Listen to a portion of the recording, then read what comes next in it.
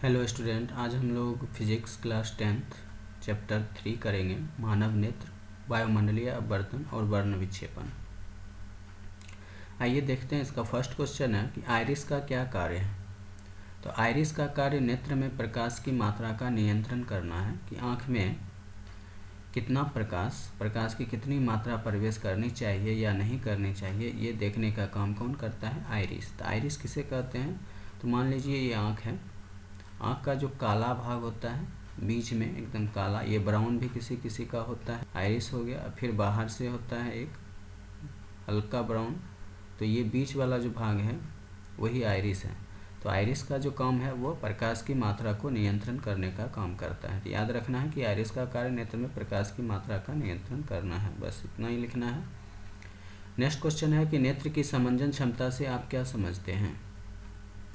तो नेत्र की वह क्षमता, नेत्र की अपनी एक क्षमता होती है जिसके कारण वह जो है अपनी फोकस दूरी को घटा बढ़ाकर वस्तु का प्रतिबिंब रेटिना पर बनाता है, उसे नेत्र की समंजन क्षमता कहते हैं।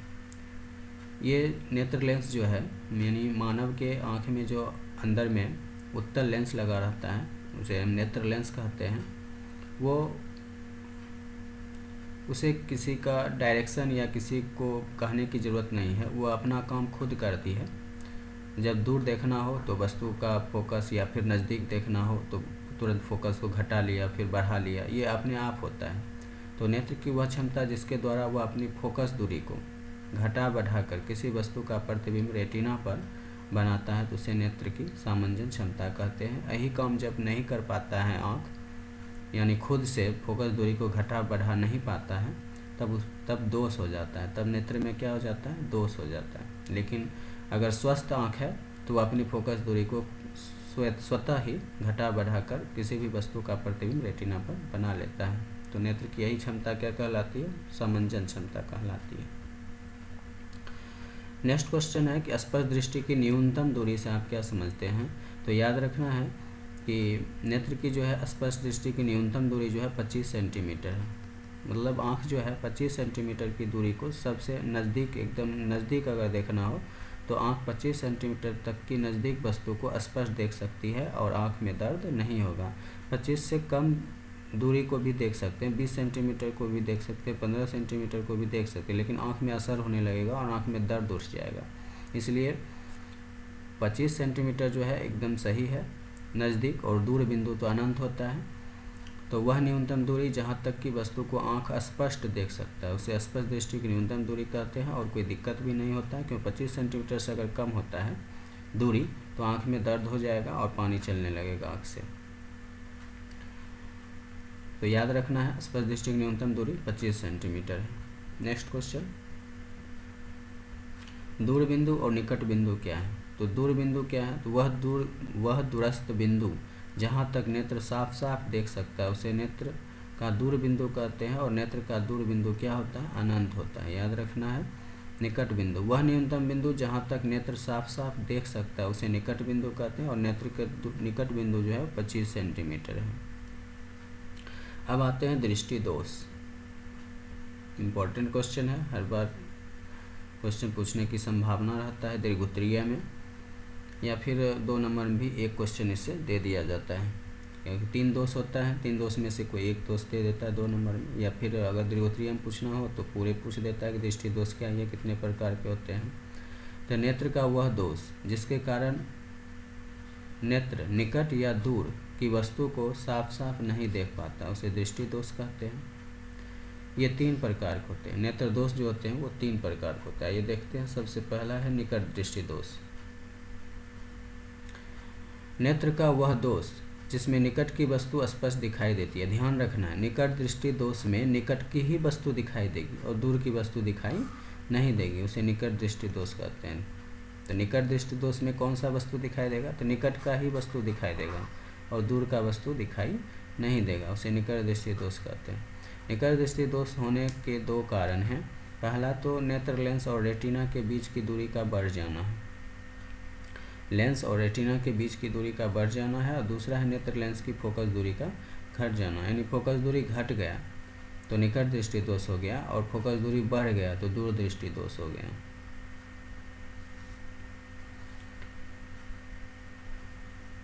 फर्स्ट नंबर में याद रखना है, निकट दृष्टि दोष में याद रखने का एक ट्रिक है कि अगर निकट है तो फोकस दूरी घटेगा। ध्यान रखना, एक चीज़ घटेगा तो एक चीज़ बढ़ेगा। निकट दृष्टि दोष है, यानी फर्स्ट में निकट दृष्टि दोष हम पढ़ रहे हैं। और निकट दृष्टि दोष में याद रखना है कि फोकस दूरी अगर घट रहा है, फोकस दूरी एक ही चीज़ याद रखना है, फोकस दूरी याद रखना है तो ये खुद ब खुद याद रहेगा। फोकस दूरी घट रहा है तो नेत्र लेंस और रेटिना के बीच की दूरी बढ़ रहा है। इस दोष को दूर करने के लिए अवतल लेंस का उपयोग किया जाता है। इस लेंस को दूर करने के लिए अवतल लेंस से बने चश्मे का उपयोग किया जाता है। बताइए कि अवतल लेंस चश्मा में कहाँ रहेगा, नीचे लगा रहेगा कि ऊपर लगा रहेगा। तो हमें देखना कहाँ है, निकट की दृष्टि तो दिख ही रही है, दूर की दृष्टि जो है, दूर की वस्तु स्पष्ट दिखाई नहीं दे रही। तो दूर को देखने के लिए हमें आँख को क्या करना पड़ता है, आँख को उठाना पड़ता है। हम नीचे देखते हैं, जब हम नीचे देखना होता है तो हम अपनी पलकें झुकाते हैं, और अगर दूर देखना हो तो अपनी पलकें क्या करते हैं, उठाते हैं। तो बताइए कि अगर दूर देखना है तो अवतल लेंस कहाँ लगेगा, निकट तो दिख रहा है, क्योंकि निकट दृष्टि दोष में निकट की वस्तु स्पष्ट दिखाई देती है, लेकिन दूर की वस्तु स्पष्ट दिखाई नहीं देती है। तो हमें दूर देखना है तो दूर देखने के लिए अवतल लेंस ऊपर रहता है। चश्मा में जो है अवतल लेंस कहाँ लगा रहेगा, ऊपर लगा रहेगा, क्योंकि हमें ऊपर देखने के लिए आँख पलकें उठाना पड़ता है। और वही जब नज़दीक देखना हो तो उत्तल लेंस नीचे लगाना पड़ेगा। ये हो जाएगा उत्तल और ये हो जाएगा अवतल। तो कारण जरूर याद रखें, कारण पूछ लिया जाता है। तो ये फर्स्ट नंबर में याद रखना, अगर फोकस दूरी घट रहा है तो नेत्र लेंस और रेटिना के बीच की दूरी का बढ़ रहा है। ये एक चीज़ घट रहा है तो एक चीज़ बढ़ रहा है। आगे देखते हैं दूरदृष्टि दोष। नेत्र का वह दोष जिसमें दूर की वस्तु स्पष्ट, अब दूरदृष्टि दोष है तो दूर ही स्पष्ट दिखाई देगा, दूर की वस्तु स्पष्ट दिखाई देता है परंतु निकट की वस्तु स्पष्ट दिखाई नहीं देती है, उसे दूरदृष्टि दोष कहते हैं। तो उसमें फोकस दूरी घट रहा था, इसमें फोकस दूरी बढ़ रहा है, और एक चीज़ बढ़ रहा है तो दूसरा चीज़ घट रहा होगा। ये देखते हैं। तो नेत्र लेंस फोकस दूरी बढ़ रहा है, फोकस दूरी बढ़ रहा है उत्तल लेंस में, यानी दूरदृष्टि दोष में। तो नेत्र लेंस की फोकस दूरी बढ़ जाता है और नेत्र लेंस और रेटिना के बीच की दूरी घट जाता है। तो एक चीज़ बढ़ेगा तो एक चीज़ घटेगा, इस चीज़ को ध्यान रखना है। निकट दृष्टि दोष में ये घट रहा था वो बढ़ रहा था, इसमें ये बढ़ रहा है वो घट रहा है, तो ये से याद रखना है। और इस दोष को दूर करने के लिए उत्तल लेंस से बने चश्मे का प्रयोग किया जाता है। और ये चश्मा जो उत्तल लेंस है चश्मा में नीचे की ओर लगा रहेगा, क्योंकि हमें नीचे देखना है, निकट देखना है।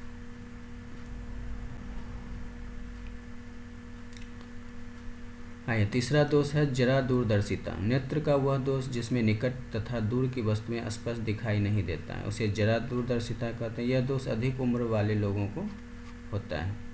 तो ना तो दूर दिखता है ना तो निकट दिखता है, एक ही चश्मा में दोनों लगा रहेगा, उत्तल लेंस भी लगा रहेगा और अवतल लेंस भी लगा रहेगा, जिसे हम द्विफोक्सी लेंस भी कहते हैं या फिर बाइफोकल लेंस भी कहते हैं। जरा दूरदर्शिता के दो कारण हैं। नेत्र लेंस का मोटा हो जाना, मानव का जो नेत्र लेंस है वो मोटा हो जाता है और उसकी लचक कम हो जाता है। जो लचकता है इसमें जो मानव का जो नेत्र लेंस होता है वो सिलियरी मांसपेशियों से लटका रहता है, इसको सिलियरी मांसपेशियाँ इसको लटकाए रखती है। जैसे ये मानव नेत्र हो गया तो इसको बांधे रखती है। तो इसका जो ये लचक है ये लचकता नहीं है, मतलब स्वतः उसको छोटा बड़ा नहीं कर पाता है। लेंस को जो है तुरंत सिकुड़ना फिर फैलाना ऐसा नहीं कर पाता, लचक कम हो जाता है, जिस वजह से ये जो जरा दूरदर्शिता की बीमारी हो जाती है। तो दो चीज़ याद रखना, नेत्र लेंस पहला तो मोटा हो जाता है, दूसरा उसका लचक कम हो जाता है। तो इस दोष को दूर करने के लिए बाइफोकल लेंस से बने चश्मे का प्रयोग किया जाता है। बाइफोकल भी बोल सकते हैं या द्विफोक्सी लेंस भी बोल सकते हैं। नेक्स्ट क्वेश्चन है कि प्रकाश का वर्ण विक्षेपण क्या है।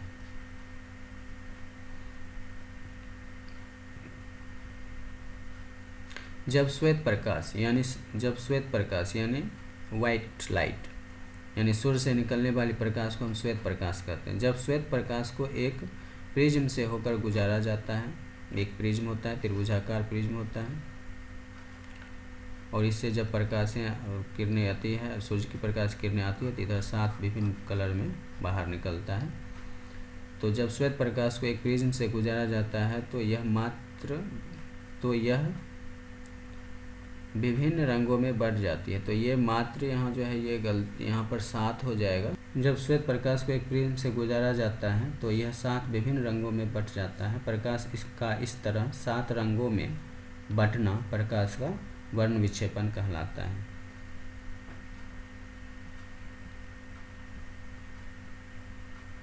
नेक्स्ट क्वेश्चन है स्पेक्ट्रम या वर्णपट क्या है।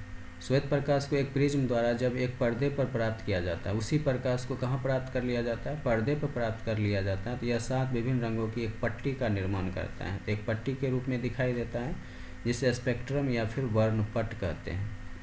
नेक्स्ट क्वेश्चन पूछा हुआ क्वेश्चन है कि एक प्रिज्म से श्वेत प्रकाश के वर्ण विक्षेपण की घटना को दिखाइए पर्दा पर। तो इसी तरह दिखाया जाता है। एक प्रिज्म है, सूर्य प्रकाश की किरणें आ रही है और यहाँ पर से अपवर्तन के बाद 7 कलर में एक पर्दे पर प्राप्त कर लिया जाता है। इसी को हम क्या कहते हैं, तो वर्णपट या फिर स्पेक्ट्रम कहते हैं। तो याद रखना, इसे याद रखने का आसान तरीका है, एक लाइन से लिखना है। तो बैनी आ, तो इसे याद रखने के लिए एक ट्रिक है, बैजानी पीनाला,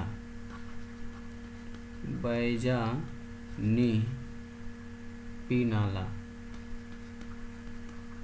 तो बै से हो गया बैगनी, जा से जामुनी, नी से नीला, अ से हरा, ह से हरा, फिर पी से पीला, ना से नारंगी और ला से लाल। नीचे से ऊपर की ओर गया है। ये बैजानी पीनाला जो है नीचे से ऊपर की ओर है। तो इसे याद रखना है। एक क्वेश्चन पूछा गया है, तो अगर फिर से अगर क्वेश्चन पूछा जाए एग्जाम में, तो एक त्रिभुजाकार प्रिज्म बनाना है, सूर्य प्रकाश को एक तरफ से दिखा देना और 7 तीर बनाना है और एक पर्दा बना के और नाम को दर्शा देना, बस हो गया।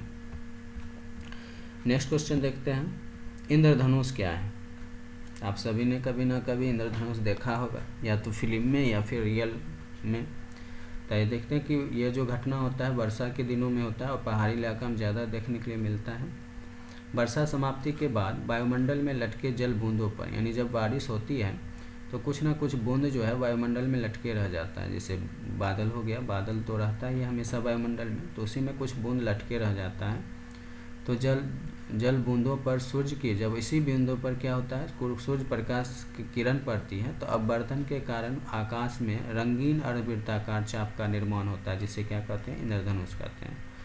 तो वर्षा समाप्ति के बाद वायुमंडल में लटके जल बूंदों पर सूर्य प्रकाश के अपवर्तन के कारण आकाश में रंगीन अर्धवृत्ताकार चाप का निर्माण होता है, जिसे इंद्रधनुष कहते हैं।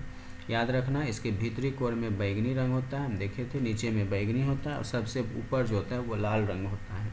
तो भीतरी कोर में ऑब्जेक्टिव में पूछे कि भीतरी कोर में कौन सा रंग होता है, तो बैगनी रंग होता है, और बाहरी कोर में जो होता है वो लाल रंग होता है।